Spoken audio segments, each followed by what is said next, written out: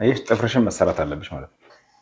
ለዛ ኮርስ ተነኪውም ቢያለ እና ተመልሰናል። እንዴት ዋላችሁ?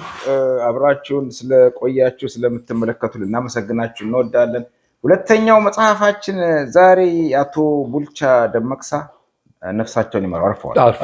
በ95 ማይ ላይፍ ማይ ቪዥን ፎር ዲ ኦሮሞ ኤንድ ዲ አዘር ፒፕልስ ኦፍ ኢትዮጵያ ነው። ለኦሮሞ ህዝብና ሌሎችም የኢትዮጵያ ህዝቦች ያለኝ ራዕይ ነው።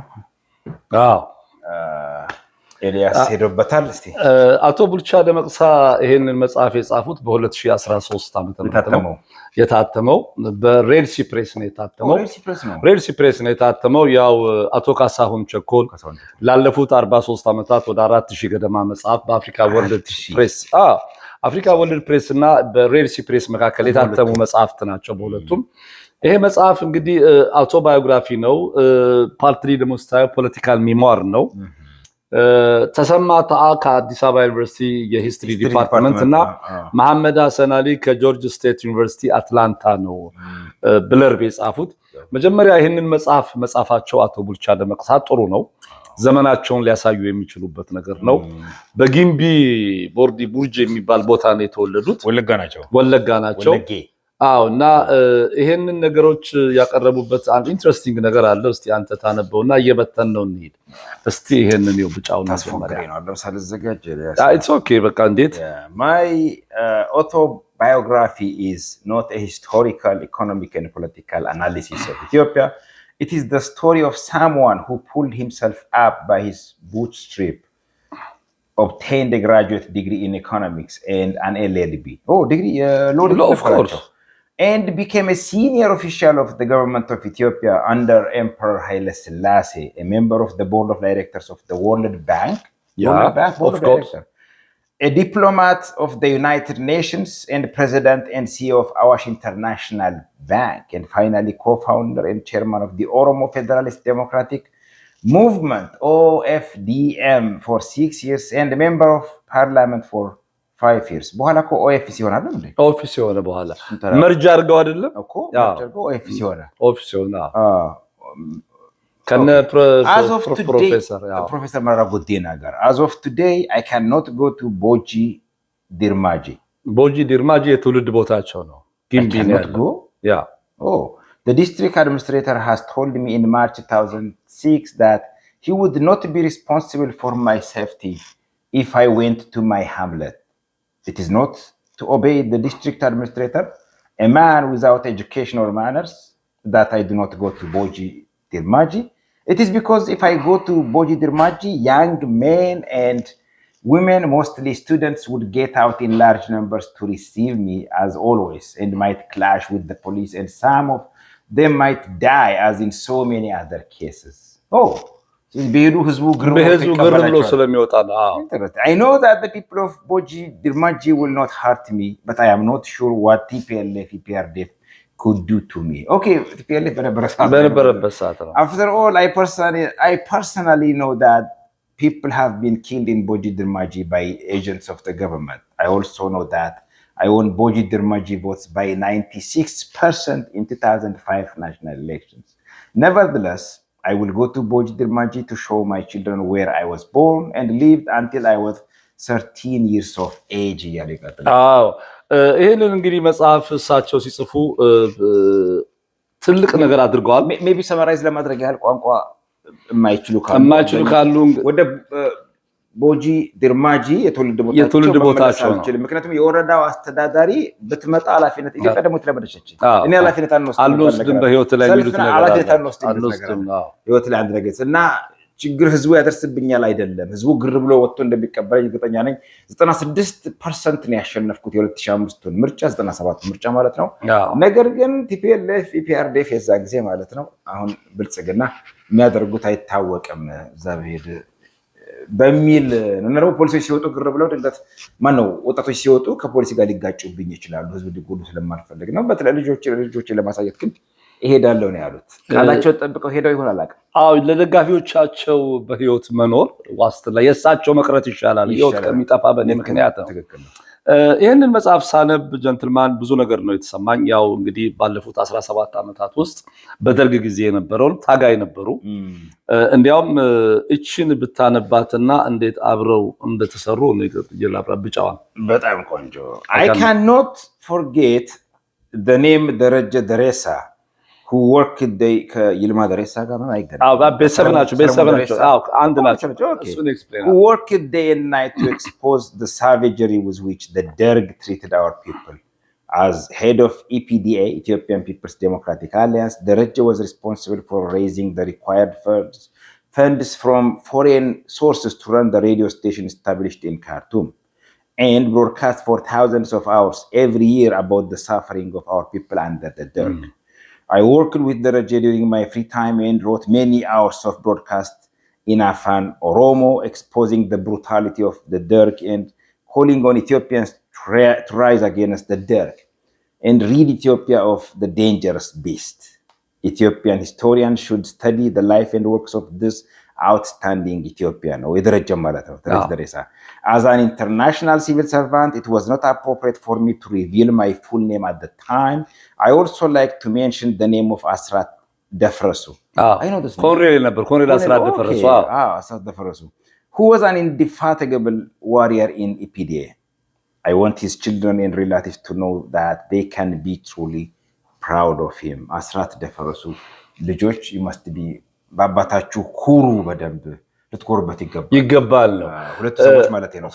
ደረጀ ደሬሳና ደረጀ ደሬሳ የአቶ ይልማ ደሬሳ የእህት ልጅ ነው። የስብሃት ገብረ እግዚአብሔር የወይዘሮ ሃና ይልማ እና እሱ ዓለም የህዝብ ግንኙነት አማካሪዎች ቢሮ ነበራቸው ድሮ በንጉስ በቀዳማዊ ኃይለ ሥላሴ ዘመን። ወደ በቅሎ ቤት ስትወርድ ወደ ኮንኮርድ ጋር ሳደርስ አሁን የኦሮሚያ ያለው ማረሚያ ቤት ቢሮ የነበረው የነሱ ህንጻ ነበር። ዓለም ህዝብ ግንኙነት አማካሪዎች ደረጀ በጣም ፈጣን የቢዝነስ ሰው የሚቸል ኮትስ ጋራ ከሎተሪ ጋራ ይሰራ የነበረ ነው። ኢትዮጵያ የሚባል ነበር ኢትዮጵያን ዲስትሪቢዩሽን ኤጀንሲ የሚባል አዲስ ዘመን፣ ሄራልድ፣ ኦጆርዱዌ አዲስ ሪፖርተር መነን ኤንድ ኦል አዘር ጋዜጦች በሙሉ በዛ በኩል ነበር የሚተላለፈው። የማስታወቂያም ኤጀንት ነበር። ደረጀ በጣም ፈጣን ሰው ነው። በኋላም ከነ አቶ ክፍሌ ወዳጆ ጋር ኤንዶ የሚባል ፓርቲ ኢትዮጵያ ናሽናል ዴሞክራቲክ ኦርጋናይዜሽን ነብዩ ሳሙኤል ምናምን ጋር የነበረ ነው። አቶ ቡልቻ ደመቅሳ 17 ዓመቱን ዩኤን ይሰሩ ስለነበረ በቀጥታ ፖለቲካ ውስጥ መሳተፍ ስለማይችሉ በኦሮምኛ ፕሮግራሞች እየቀረጹ በድብቅ በሌላ ሰው ስም በኮሎኔል አስራት ደፈረሱ ስም ይወጣ ነበር።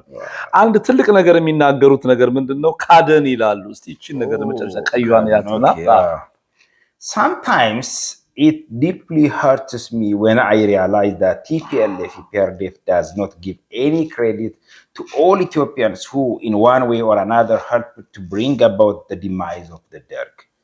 ወያኔዎቹ ይክዳሉ ብዙ ኢትዮጵያን ደርግን ለመጣል ያደረጉትን አስተዋጽኦ።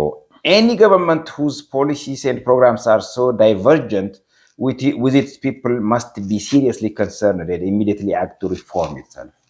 Ultimately, the Derg could not save itself despite its close alliance with foreigners, such as the Soviet Union and Cuba. What mattered eventually was the painful agony and cry of the people of Ethiopia that brought about the total disintegration of the Derg. No single body or individual should take credit for the crumbling of the Derg. The Oromifa version of the book is being translated. የኦሮምኛው የዚህ መጽሐፍ ኦሮምኛው ቅጂ የተተረጎመ ነው። ወራው ተማሪኛው የለም ማለት ነው። አሁን ወደሱ ጋር ልንመጣ ነው። አይ ቲንክ ሱ ትንሽ ፕሮብሌም ነው። but anyways ደርግን በመጣሉ ረገድ ትክክል ነው። እኛንን የደመሰስነው የጣልነው ሁሉ ብለው ይፎክራሉ ወያኔዎቹ እና አንድ ግለሰብ ወይ ድርጅት ክሬዲት መውሰድ አይችልም። ብዙ የተለያዩ ግለሰቦችና ድርጅቶች አስተዋጽኦ አድርገዋል ደርግን ለመጣል እና ይሄን ክሬዲት አለመስጠቱ ወያኔ አይ ቲንክ ትልቁ ድክመቱ ነው።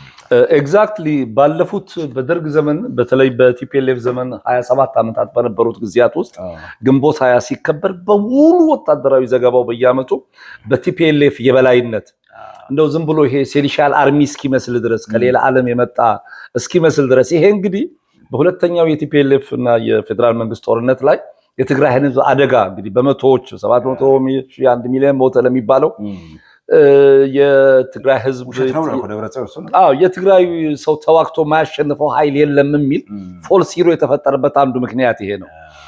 ኤኒቲንግ ቤተር ዛን ደርግ ይል ነበር ህዝቡ። አሁን እነዚህን ሰዎች ተመልከታቸው በውጪ በጣም ትልቅ ቅስቀሳ አድርገዋል። የፈረንጆቹ ድጋፍ አለ፣ የሲአይኤ ድጋፍ አለ። በመንዝ በለው በጎንደር በለው አገር እየተለቀቀላቸው ነው የመጡት። በሁለተኛው ዙር ላይ ይሄ አይደለም። ይሄ ማለት እንግዲህ ኢትዮጵያ ውስጥ ሁሌ የታሪክ ሽም ያለ የድል ሽም ያለ እኔ ብቻ ነኝ የሰራሁት ያረኩት ያለኔ ምንም ነገር የሚመጣ የለም ነው። ሌላው አቶ ቡልቻ ደመቅሳ እንግዲህ ከቅድም ከነበሩበት ከጊምቢ ከቦሪ ቢርጂ ቦታ ተነስተው የአድቬንቲስት ሚስዮን ተከታይ ናቸው።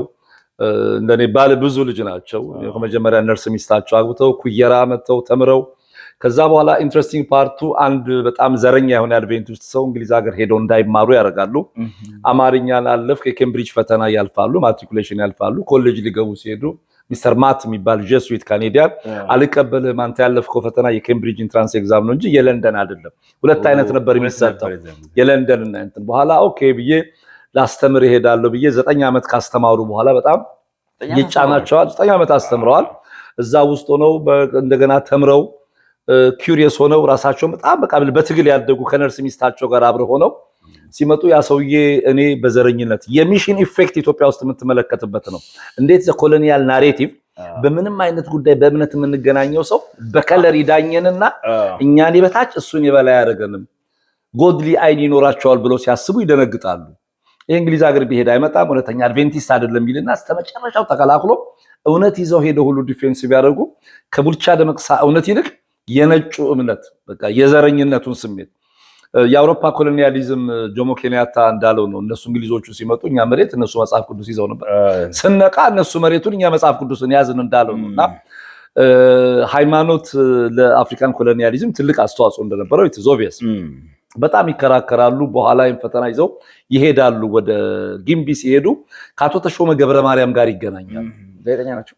ኖ አፈ ንጉስ ተሾመ ገብረ ማርያም ደግ ሰው በኋላ የማዕድን ሚኒስትር ዴታ ነበሩ።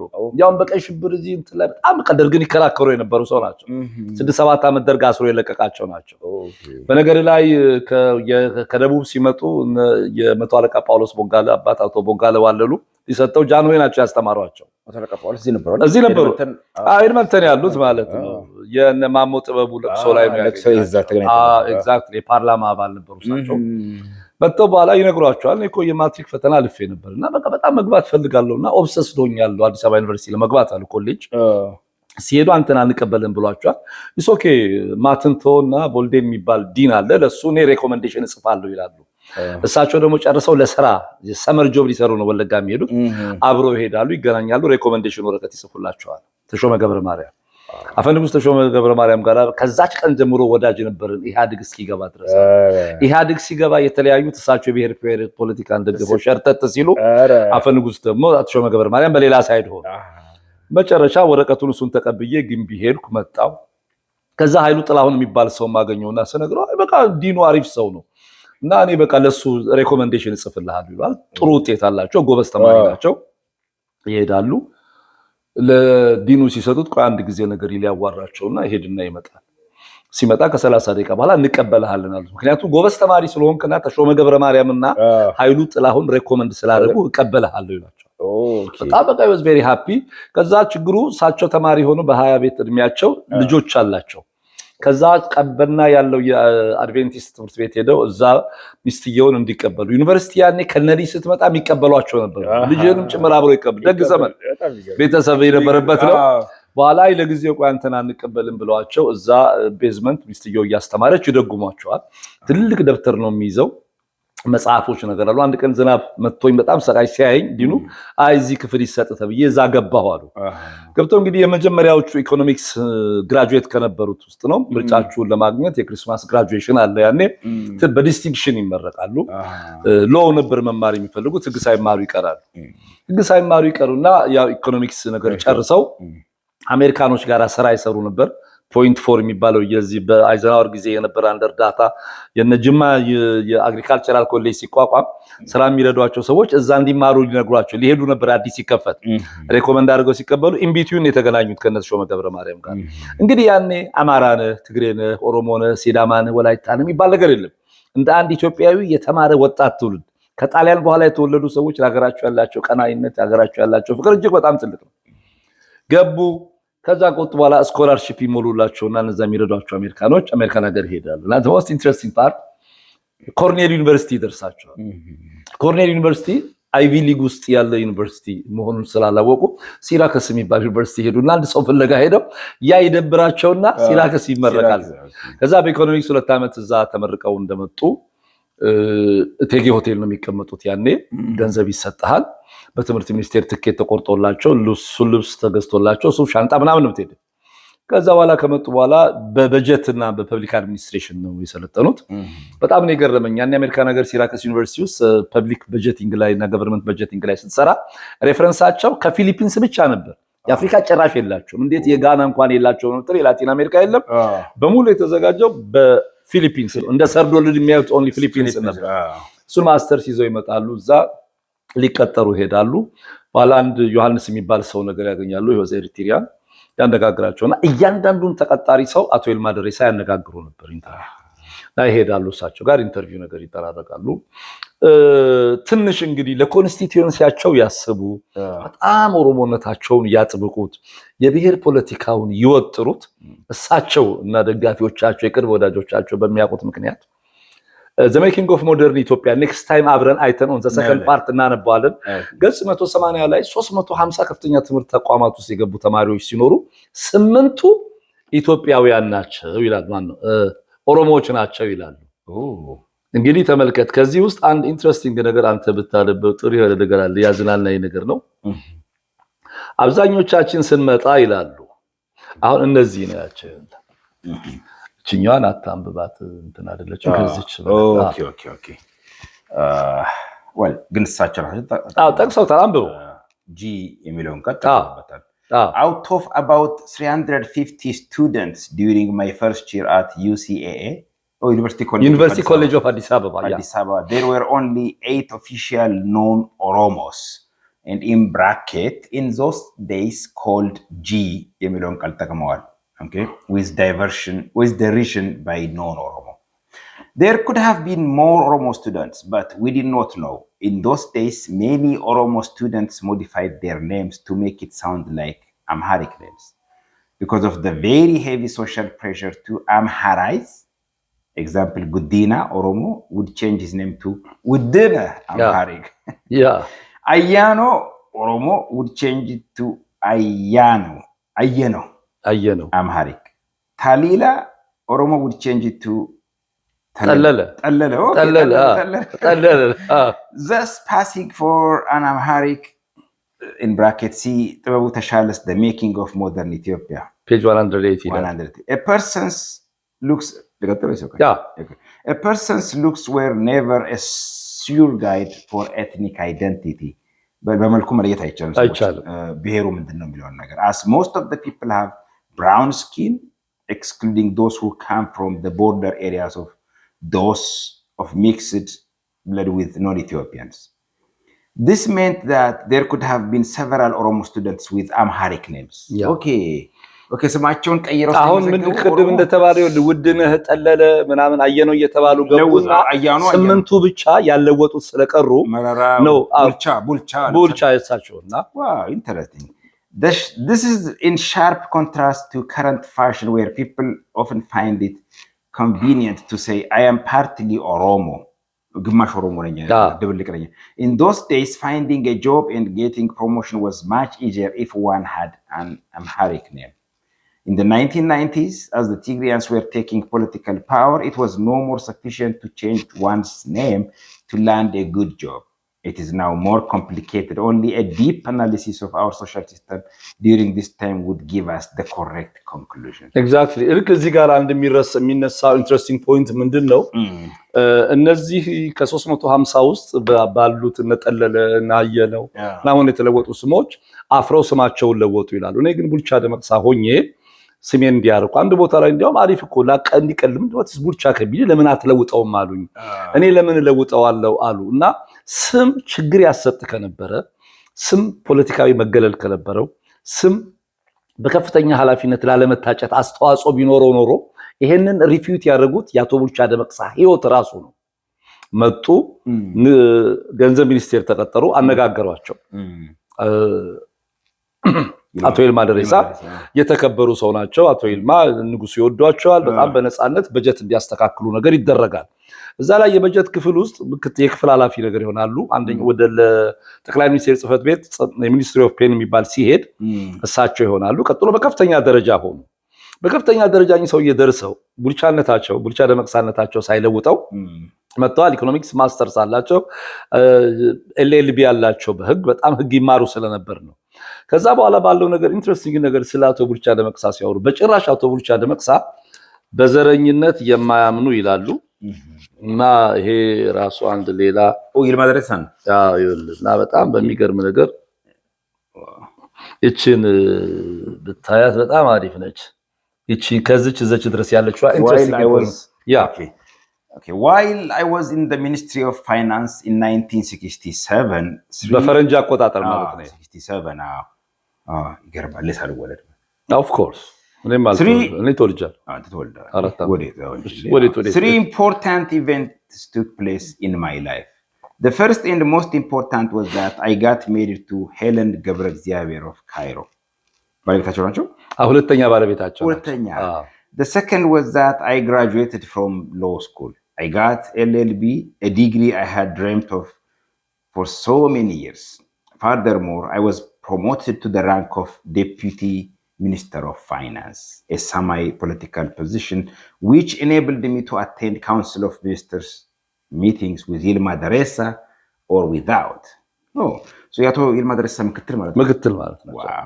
My promotion caused a lot of ripples in government circles because they thought my promotion was too rapid. And that was because, according to them, Yilma himself was an Oromo. When taking account of the promotion of the sons and daughters of luminaries who became deputy ministers 2 or 3 years after they returned from abroad, there was no discussion. With me, the truth is the combination of hard work and luck. Working under a minister like Yilma, who appreciated hard work and knew quality when he saw it, was a great advantage. Yilma never gave advantage to an Oromo. If the person was lazy, unproductive, and slow. All along, however, we never preferred an Oromo over another just because he was an Oromo. Naturally, he was not biased against Oromo either. አሁን ይሄ በጣም ኢንትረስቲንግ ነገር ነው። በቀዳማዊ ኃይለ ሥላሴ ጊዜ እንደ ጆክ የሚወራ ነበር። ሰው ንግድን ገንዘብ ሚኒስቴር ሊቀጠል ሲሄድ ማን ነው ስምህ ይባላል። መገርሳ ማን ነው ስምህ ሲባል ረጋሳ ማን ነው ስምህ ሲባል ሚደቅሳ አብዲሳ ይባላል። በኋላ ልክ አንዱ አማራ ሄደና ማን ነው ስምህ ሲሉት እኔሳ ሲል ነገር ገባና ተመዘገበ የሚል ቀልድ እንደዚህ አይነት ቀልድ ይቀለድ ነበርና በጣም ስትመለከት አቶ ቡልቻ ደመቅሳ በቀዳማዊ ኃይለ ሥላሴ ዘመን ትልቁን ቦታ ነው ያገኙት። ዴፕቲ ሚኒስትር ናቸው። ሚኒስትር ፋይናንስ ደግሞ በጣም ክሩሻል ወሳኝ በቃ ከውጭ ጉዳይ ቀጥሎ በቃ ያለ በቃ ትልቁ ከዲፌንስ እና ከውጭ ጉዳይ ቀጥሎ ሶስት በተለይ በኢትዮጵያ ኮንዲሽን ትልቅ ነገር ነው። ከውጭ ጉዳይ ሳይበልጥም ነው። ንጉሱ ጊዜ ያለ በቀደም የሚታዘዝበት ነው። ገንዘብ አለ፣ የፕሮጀክቱ ገንዘብ አለ። በጣም ብዙ ነገሮች ዲፌንድ ታደርጋለህ፣ ጠላትም ታፈራለህ። በእሳቸው እንደሚሉት ማለት ነው። ከዛ የወርልድ ባንክ ቦርድ አባል ነበሩ። የኢትዮጵያ ኢንዶርስመንት ነው። ኢቭን ደርግም ኢንዶርስ አድርጓቸዋል ፎርዛት በመጀመሪያዎቹ ላይ እና አሁን እኚህ ሰውዬ በኦሮሞነታቸው ያጡት ምንም ነገር የለም። ከዚህ በፊት አንድ ቪዲዮ ስትሰራ ነበር ዶክተር ስዩም ሀረጎት የደጃዝማች ሀረጎት አባይ ልጅ ማይ ላይፍ ኢን ዘ ቢሮክራሲ ኦፍ ዘ ኢምፐረር በኢትዮጵያን ኢምፓየር ውስጥ ሲሉ ጠቅላይ ሚኒስቴር ጽህፈት ቤት ሚኒስትር ዴታ ነበሩ ዶክተር ስዩም ሀረጎት። በዛ ላይ የንጉሱን የልጅ ነው ያገቡት። የልዕልተናኝ ወርቅ ልጅን እመቤት ሆይ ሜሪ አበበን ካቶ አበበ ረታ እንግሊዝ ሀገር በስደት የመጀመሪያ ባላቸው ራስ ደስታ ዳምጠው ነበሩ። በሊባቡር ነው የተገደሉት። የእስክንድር ደስታ የመጨረሻ እህት ነው ያገቡትና ከዚህ በላይ ሊያገኙ የሚችሉ ስልጣን የለም። ኢቨን ኤርትራን ቢሄዱ ማለት ነው። ኢቨን ኤርትራን ቢሄዱ በዚህ ደረጃ ላይ ያዩት የሚችሉት ነገር አለ። ሁለተኛ ስለቀረው የኢትዮጵያ ሕዝብ አንስተው ሲመጡ ብለርብ እንዲጽፉ ያደረጓቸው ሁለቱም ኦሮሞ ባይሆኑ ጥሩ ነበር። ልክ እሱ ቅድም ስንጀምር ተሰማታና እና አንደኛ መሐመድ ሐሰን ኤክስትሪም የሆነ ኤክስትሪሚስት ነው። በኦሮሞ ፖለቲካ ላይ በጣም የሚገርም አይነት አንድ ኤክስትሪም ሳይድ ይዞ በጣም በፎልስ ናሬቲቭ የታጨቁ ጽሁፎች ከነ ፕሮፌሰር ኃይሌ ላሬቦ ጋራ የሚደረጉ አሁንም አንድ የመጨረሻ ስራ ነገር አለ። ዶክተር ዮናስም ወጥሮ ጠም ደርቦ ይዛቸው ነበር። ፌስቡክ ላይ ጽፋለሁ። በጣም በቃ ሁሌ ነው የሚጽፈው። በተለይ አሰፋ ጃለታ ላይ በጣም ብዙ የሚጻፍ ነገር አለ። ለብቻው ልናይ የምንችለው ነገር ነው። በዛ ላይ ስለ ሌሎች ህዝቦች ጋር ያለ ግንኙነት ካሉ እኚህ ሰውዬ አንድ ሌላ ለምሳሌ ፕሮፌሰር ሽፈራው በቀለ ሊሆን ይችላል፣ ፕሮፌሰር ባህሩ ዘውዴ ሊሆን ይችላል፣ ኦርም ሌላ ሂስቶሪያን ራይት ሌላ ሂስቶሪ። አሁን ይሄ ቡድንተኝነት አንዱ ኢትዮጵያ ውስጥ ያለው ችግር እኔ መጽሐፍ ብጽፍ አንተ ጓደኛዬ ነህ አንተ አይደለም ለኔ ብለር ብልጽፍልኝ የሚገባው ሌላም ሰው ቢጽፍ ነው። ኦቢቹሪ አይደለም ይሄ እኮ ምን ስትሞት ምንም ነገር አይደለም። ባለፈው የሀገረ ትግራይን ስናይ አስተያየት የሰጠው ሰው በቃ በዘ መርጠ የጻፍከው ነገር እሱ ይሆንና እዛው አንድ ላይ ድምቀት ነው የተለየ ነገር የለውም ማለት ነው። ይሄ አንዱ ሌላ ችግሩ ነው፣ የብለርብ ፌቨሪቲዝም ማለት ነው በጣም በዛ ላይ አሁን ይሄ የኦሮሞ ታሪክ አይደለም፣ የወለጋ የኦሮሞ ታሪክ ነው። እኚህ ሰው በሚሽን ተምረው ወለጋ ውስጥ የብሔር ጭቆና አልነበረም። የወለጋ የመሬት ባላባት የወለጋ ኦሮሞ እንጂ ከመሃል ሀገር ሄደ አማራው የነፍጠኛ አይደለም።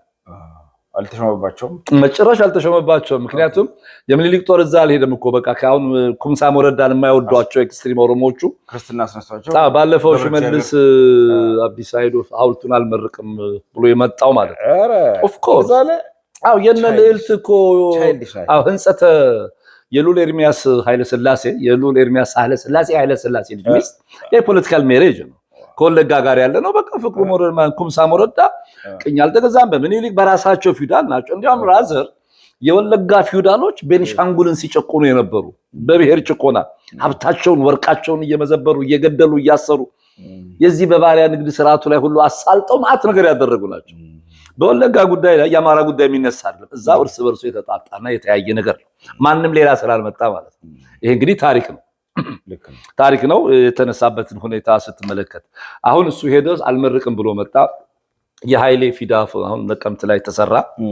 እንግዲህ ሁሉንም ስትመለከት የኦነግም እንቅስቃሴ አሁን ያን መራራ የጸሎት ቤት ፖለቲከኞች እያለ እነ ዲማ ማነው ዮሐንስ ለታል ሌንጮ ለታል ያመጣ ነው። አሁን በቅርቡ መጽሐፉን እናገኘዋለን። ትግሉና ትዝታው የሚል የዙፋን ኦላና የምትባል የሌንጮ ለታል እና ማስታወቂያ ላይ ያየው ኢትዮጵያ ላይ ያየው እና እንግዲህ አቶ ቡልቻ ደመቅሳ ይሄን ሁሉ ነገር አድርገው የተባበሩት መንግስታት ድርጅት በኢትዮጵያ ኢንዶርስመንት ነው፣ የወርልድ ባንክ ቦርድ አባል በኢትዮጵያ ኢንዶርስመንት ነው፣ 5-6 ልጅ አሜሪካን ማሳደግ በኢትዮጵያ ኢንዶርስመንት ነው። ቀዳማዊ ኃይለ ሥላሴ ኢትዮጵያ ውስጥ ጨቁኗቸው ቢሆን ኦሮሞ ተጨቁኖ ቢሆን እዚህ አይደርሱም እኚህ ሰው። ጥሩ አንስማማ ዘ ኢሹ ኢዝ ምንድነው የሳቸው ሁኔታ ድፍን ኦሮሞን ይወክላል ባንልም በኦሮሞነት ግን ሰው በርትቶና ጠንክሮ ከሰራ ቼኑን በሙሉ አሸንፎ ጫፍ መድረስ እንደሚችል ግን ሁነኛ ማሳያ ናቸው። ቡልቻ የሚለውን ስም ሳይተው ራሱ እና በቃ በቡልቻ ደመቅሳ ሳይቀይሩ በቡልቻ ደመቅሳ ይሄ አንድ ነገር ነው። ሁለተኛ ኢህአዴግም ከመጣ በኋላ ስትመለከት የአዋሽ ባንክ ፕሬዝዳንት ነበሩ። የመጀመሪያው የኢትዮጵያ የግል ንግድ ባንክ እንዲቋቋም ያደረጉ ናቸው። መስራች ፕሬዝዳንትም ናቸው። በኋላ እንዲያውም እሱን በሚቀጥለው ክፍል አብረን እናነሳዋለን። መካነ ኢየሱስ በጣም ዌይቲ ሼር ሆልደር ነች። ሁለቱን የቦርድ ስብሰባ እነሱ ሲጣሉ የነበረውን ከቨር አድርጌያለሁ። በቀለ ነዲ ጓደኛቸው ናቸው። በቀለ ነዲ ሎየር ናቸው እና በቀለ ነዲ ጋር አብረው ሚዜዎችም ናቸው። አንዳቸው እንግዲህ ካይሮ ድረስ ሄደው ነው ሚዜዎች። እጅግ በጣም የምታምር ቆንጆ ሴት ነው ያገቡት። ሄለን ገብረ እግዚአብሔር ሰው ዕቃ ይዘው ሊያደርሱ ሄደው ነው በዛው ሰርጉ የተደረገላቸው ኢትዮጵያ ኤምባሲ ውስጥ ነው። የዛን ጊዜ የገንዘብ ሚኒስቴር ስታፍ ናቸው። እንዴት እንደሆነ አኮሞዴሽኑ ማለት ነው። ምናልባት እንግዲህ በኋላ ጠቅላይ ሚኒስትር አብይ በየኤምባሲው ሄዳችሁ ድንኳን መትከል አያስፈልግም እዛው ሰርግም ሀዘንም አካሄዱበት የሚለው ነገር ይሄ መጽሐፍ ከወጣ በኋላ ስለሆነ እሱ ወደዛ የመጣው በቀዳማዊ ኃይለ ሥላሴ ጊዜ ይሄ ፕሪቪሌጅ ይሰጥ ነበር እዛ ላለ ኢትዮጵያዊ ሲደረግ ማለት ነው። ይሄ ሁሉ አድሎና መገለልና ነገር ስለሌለበት ነው። በኋላ ያ ቮት ሪጊንግ መጥቶ ነጋሶ ነው ያስታረቃቸው። አያምርብንም ጥል በዚህ ተብሎ ማለት ነው። ወደ 11000 ምናምን በሚቀጥለው እናወራለን ቮት ሪጊንጉን። ይሄ እንግዲህ ትልቅ ነገር ነው። አንድ ባለውለታ ናቸው። ሙት ወቃሽ እየሆነ አይደለም። አሁን በቅርብ ነው የሞቱት። ይሄ 12 ዓመቱ ነው። ታሪኩን ጽፈውታል። ዘ አዘር ፒፕልስ ኦፍ ኢትዮጵያ ስለሚል የሳቸውን ቪዥን እኔና አንተን ስለሚመለከተን እንደሌላ አንድ ኢትዮጵያዊ የሚመለከተውን ነገር ነው ያቀርበው። ልታነቡት ይገባል።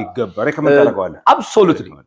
አንደኛ በጥሩ ሁኔታ የታተመ መጽሐፍ ነው። ጥራት አለው፣ ይነበባል። እጅግ በጣም ዌል ኤዲትድ ሬድሲም የራሱን ተርጎበታል። ኦፍ ኮርስ ዌል ኤዲትድ ነው። that means በደንብ ፒር ሪቪውድ ነው። ኤግዛክትሊ ፕሮፌሽናሊ ኤዲትድ የሆነ መጽሐፍ በፐብሊሽንግ ኤጀንሲ የታተመ ለኢትዮጵያ ታሪክ አንድ ግንቢ ውስጥ ተወልዶ ከትንሽ ቦታ በረባሶ ጫማ አድርጎ ደክሞ በጭስ ምናምን ሄደና ጫፍ የደረሰ ሰው ነው። ወደ ግንቢ ተመለስኩና ኮሌጅ ስገባ ንብረቴን ሸጬ ስመጣ 1500 ብር ሸጥኩት አሉ። ገረመኝ። ምንድነው ያላቸው ስኪል ድረስ ማለት ነው። ይሄ እንግዲህ የዛሬ 60 ምናምን ዓመት what do you mean በቃ በ1954 55 በፈረንጅ ማለት ነው 25 ሳንቲም በሚሸጥበት ሰዓት። አዎ ኤግዛክትሊ ያኔ እንዲያውም ዱለት በማይሸጥ በሚመረቅበት ጊዜ ነው። በጣም ልታነቡት ይገባል። ማናችንም ኢትዮጵያውያን ልናነብ ይገባል። የብሔር ፖለቲካ እድገት እንዴት ትልልቆቹን ከኢትዮጵያዊነት ወደታች እያወረደ ወደ ብሔር ለኮንስቲትዩንሲ እንደሰካካቸው የምናይበት መጽሐፍ ነው። አንብቡት። ሁለተኛ ክፍል ይቀጥላል። አንድ ኢንትረስቲንግ ነገር ልክ አሁን አንተ ከተተለኩሳለህ ይሄ ማአዚና ጎበዝ ልጅ አለች አልኩ ዘሞስ ብሪሊያንት ሌዲ እዚህ ሀገር ቶሮንቶ ማቀው ማለት ነው። ለውይይት ብዙ ክፍት የሆነ ሰው አላውቅም። ኤኒቲንግ እንወያያት ልጅ ነችና እንደዚህ ይሄን ኤክስትሪም የሆነን ፖለቲካ ስንወራራ ሪያሊስቲካሊ መሬት ባለው ነገር አንስተን ነው የምንወራራው። ይሄን ፕሮግራም ታይዋለሽ ብዬ ማያዚና አስባለሁ። ለድጋሚ እንወያያለን። አመሰግናለሁ። አብራችሁን ስለቆያችሁ በጣም እናመሰግናለን። በክፍል 2 የአቶ ቡልቻ ደመቅሳ መጽሐፍ እስከምንገናኝ ድረስ ለአሁን በዚሁ እንሰናበታችኋለን። መልካም ጊዜ።